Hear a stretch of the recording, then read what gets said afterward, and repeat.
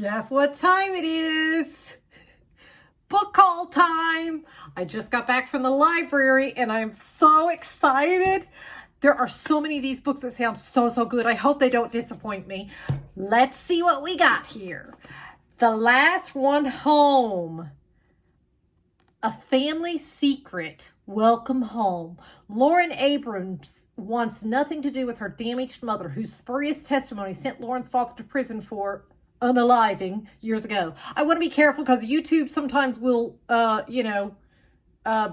you or whatever, like get rid of your channel if you use certain words. So I don't know. I like to be on the safe side. So, after a serial unaliver's confession to the crime restored justice, Lauren chose to live with her father and grandmother. Now an adult, Lauren has come home to the Sacramento family estate for good.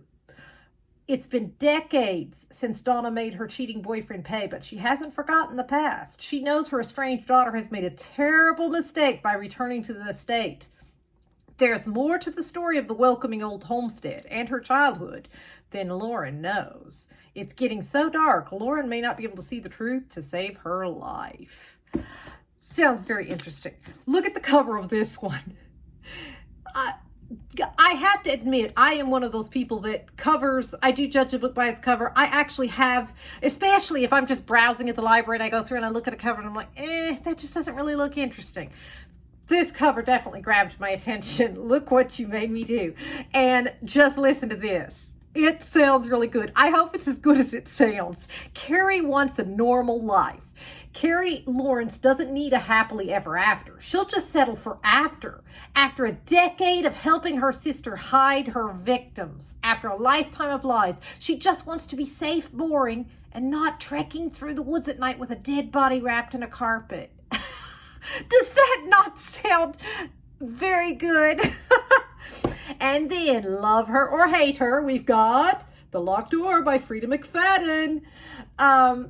While 11-year-old Nora Davis was up in her bedroom doing homework, she had no idea her father was unaliving women in the basement until the day the police arrived at their front door. Decades later, Nora's father is spending his life behind bars, and Nora is a successful surgeon with a quiet, solitary existence. Then Nora discovers one of her patients has been unalived in the same unique and horrific manner that her father used to unalive his victims.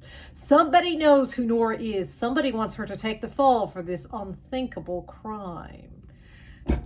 Sounds very interesting. Then Darby Kane. I have read and liked some of Darby Kane's books before, so we'll see. Pretty Little Wife. This I just randomly picked up at the library as I was browsing. I thought, I'll try it. I remember I did like a couple of Darby Kane's books. So Lila Ridgefield lives in an idyllic college town, but not everything is what it seems. Lila isn't what she seems. A student vanished months ago. Now Lila's husband, Aaron, is also missing. At first, these cases are treated as horrible coincidences until it's discovered that the students is really the third of three unexplained disappearances over the last few years. Oh, okay. The police are desperate to find the connection, if there even is one. Little do they know, they might be stumbling over only part of the truth. With the small town in an uproar, everyone is worried about the whereabouts of the beloved high school teacher. Everyone except his wife. Lila is more confused because, here it comes, she was the last person to see her husband's body, and now it's gone. Boom. Sounds good. I love the cover on this one, and the title was very intriguing. 6 Women, 1 Body. The Bachelorette Party. I hope it's as good as it sounds. The bride-to-be, the best friend, the cousin, the mother-in-law, the sister, the groom's friend. The bachelorette begins on a Friday night. All 6 women are excited for a chance to escape their everyday lives.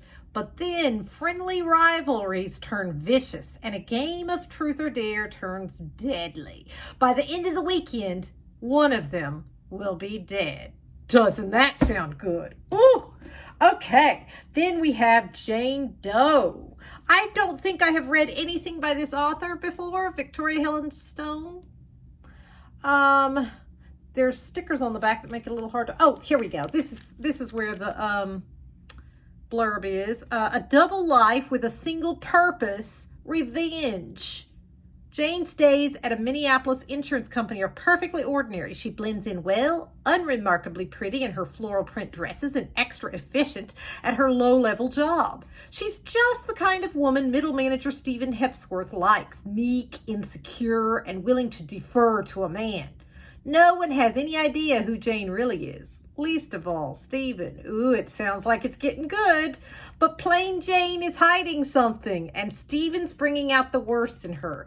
Nothing can distract Jane from going straight for his heart, allowing herself to be seduced into Stephen's bed, to insinuate herself into his career and his family, and to expose all his dirty secrets. Yes! It's time for Jane to dig out everything that matters to Stephen, so she can take it all away, just as he did to her. I like it. Woo! I hope it's as good as it sounds. And then, this is an author that I really enjoy. I have loved almost all of his books. I think there was one I read that I didn't care for, but most of his I really, really like. Especially the one, the series, The Kind Worth Saving, The Kind Worth Unaliving. I really enjoyed that series. So this is before she knew him. I haven't read this one of his yet, so I thought I would try this one. From the hugely talented author of The Kind Worth Unaliving comes an exquisitely chilling tale of a young suburban wife with a history of psychological instability whose fears about her new neighbor could lead them to unaliving. That sounds interesting, and since I've liked most of his books, I think it's worth a try. The Body Double. I have never read anything by this author. The concept just sounded very intriguing. I read the synopsis. I saw somebody on Goodreads had read this, and that was what made me take notice. The Body Double, a dark, glittering debut novel. The Body Double is the suspenseful story of a young woman who is recruited by a stranger to give up her old life and identity to impersonate a reclusive Hollywood star. I don't know. That just sounds interesting to me. Very interesting. Okay, Trouble in Queenstown, a compelling mystery full of sizzle and heart. I love the cover. Isn't that pretty? This one, I just randomly was browsing at the library and found this one.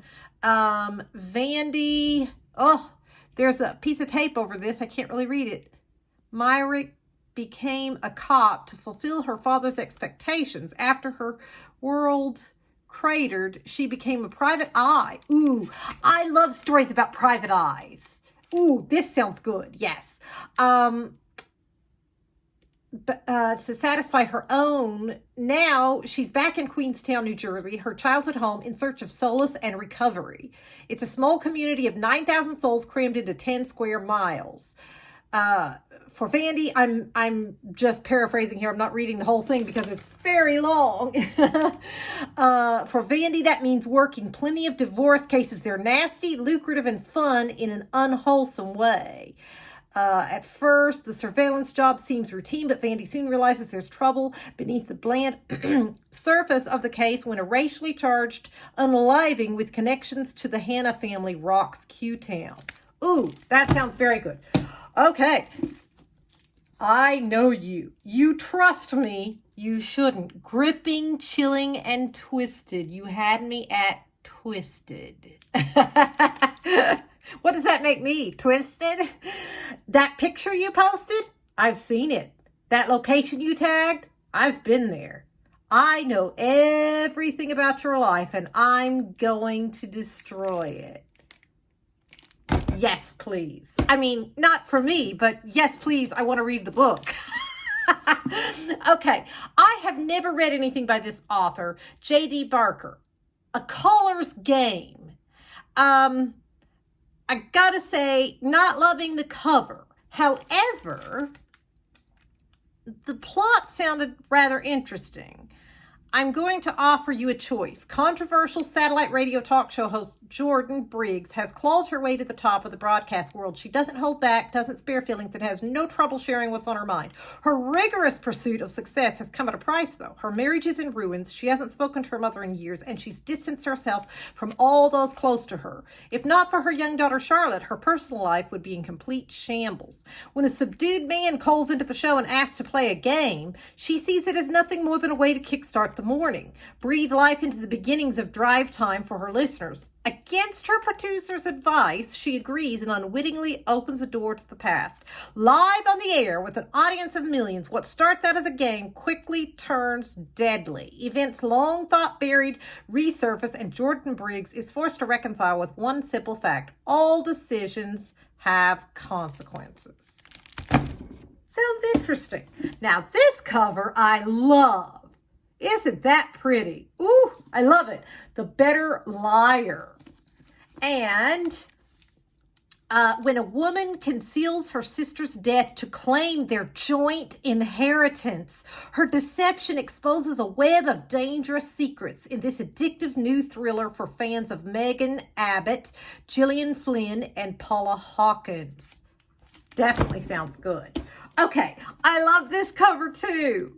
Isn't that so cool? I love it. I always love the ones where it looks like broken glass and then you've got the YouTube play button there. Like, I love it. I would pick this one up just for the cover alone. The disappearance of a child star brings her family's darkest secrets to the surface, some of which include the detective on the case. Chloe Cates is missing. The 13-year-old star of the hit web series Cece and Me has disappeared, and nobody knows where she's gone. Least of all, ruthless momager Jennifer Scarborough, who has spent much of her daughter's young life crafting a child celebrity persona that is finally beginning to pay off. And in Chloe's absence, the faux fairy tale world that supports that persona begins to fracture, revealing secrets capable of reducing the dysfunctional Scarborough family to rubble. And lastly, Swiped. I also love that cover.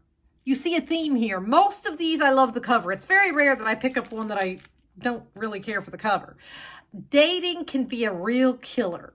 Gwen Turner has made a bloody mess of her life. She recently broke up with the most wonderful man she's ever known and quit a lucrative job to open her own, failing, coffee shop. To top it all off, her best friend is getting married and leaving her behind in singlehood. Along with too much cheap wine and bad reality TV, Gwen turns to a dating app to help fill the void in her life. Swiping through the few eligible bachelors left in town, she spends her evenings out on one disastrous date after another.